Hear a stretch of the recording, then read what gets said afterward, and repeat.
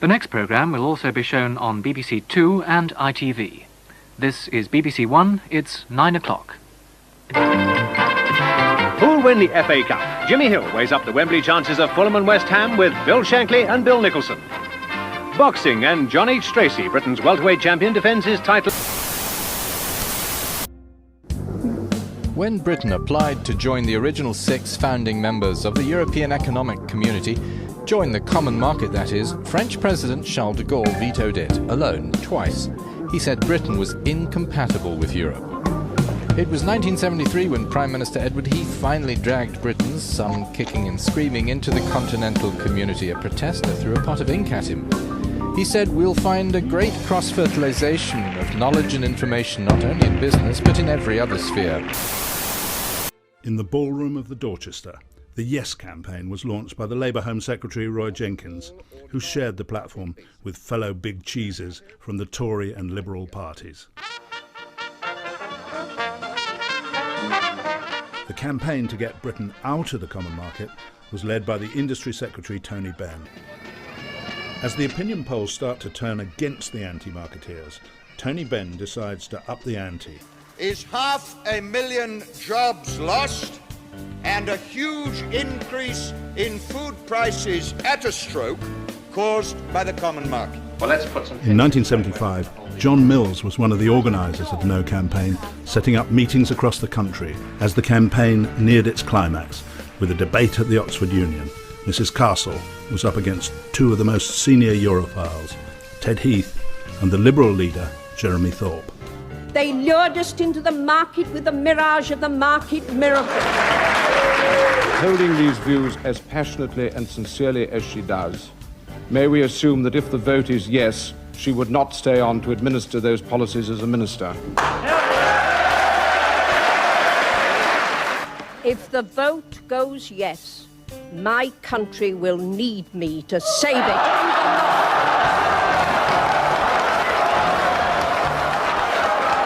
Vote no. On a high turnout, the people voted by 2-1 for Britain to stay in the common market. The winter of discontent was Margaret Thatcher's chance to seize power. In 1979, she called a vote of no confidence against the government, and she won. It's the greatest honour that can come to any citizen in a democracy. I know full well the responsibilities that await me. We have not successfully rolled back the frontiers of the state in Britain, only to see them reimposed at a European level, with the European superstate exercising a new dominance from Brussels. Mr. Delors said at press conference the other day that he wanted the European Parliament to be the democratic body of the community, he wanted the Commission to be the executive, and he wanted the Council of Ministers to be the Senate. No, no, no.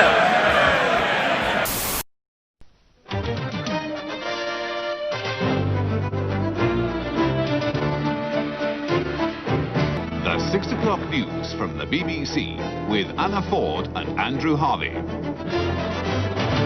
Good evening. The headlines at 6 o'clock. The government raises interest rates twice in one day to 15%. A unique day in London's financial markets ended with the Chancellor announcing that the pound was being suspended from the ERM and that the second of 2 dramatic interest rate rises during the day was after all cancelled. The government has concluded that Britain's best interests are served by suspending our membership of the exchange rate mechanism. The Prime Minister has been defending the Maastricht Treaty as the right way forward for Europe. Despite John Major's appeal to the Maastricht rebels, 26 Tories voted with Labour. Good evening. Despite doing everything bar stand on its head to persuade Tory rebels to fall into line, the government was this evening defeated in a Commons vote on an amendment to the Maastricht Bill.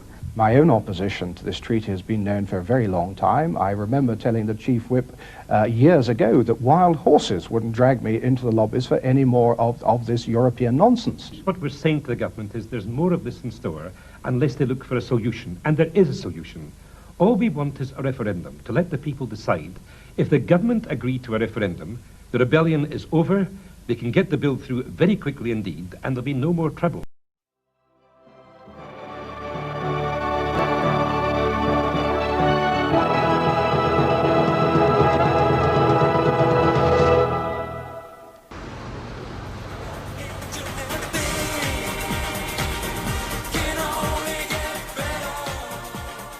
Britain's future is inextricably linked with Europe, that to get the best out of Europe, we must make the most of our strength and influence within Europe. We believe that in principle, British membership of a successful single currency would be beneficial to Britain and to Europe.